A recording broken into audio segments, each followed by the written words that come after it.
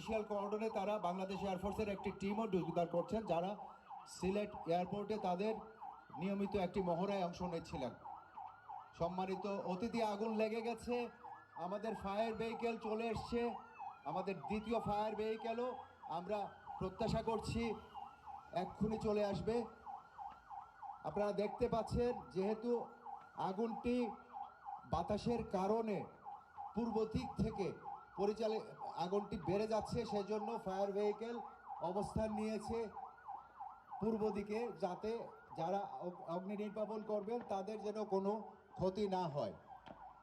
সুধী মণ্ডলী, আপনি দেখতে পাচ্ছেন অগ্নি নির্বাপন কার্যক্রম শুরু হয়েছে এবং অ্যাপ্রনে এই ধরনের দুর্ঘটনায় যেসব আয়োজন করতে হয় তার অন্যতম একটি হচ্ছে যাত্রী উদ্ধার এবং তাদেরকে সেবা প্রদান।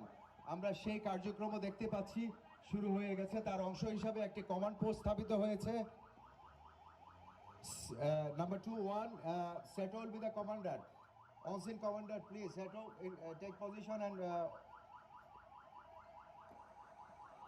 আপনারা দেখতে পাচ্ছেন আমাদের আনসার বাহিনী, বাংলাদেশ পুলিশ, এপিবিএন এবং বাংলাদেশ বিমান বাহিনীর বিশেষ একটি দল অবস্থান নিয়েছে। অ্যাবস্ট্যাকও আসছে।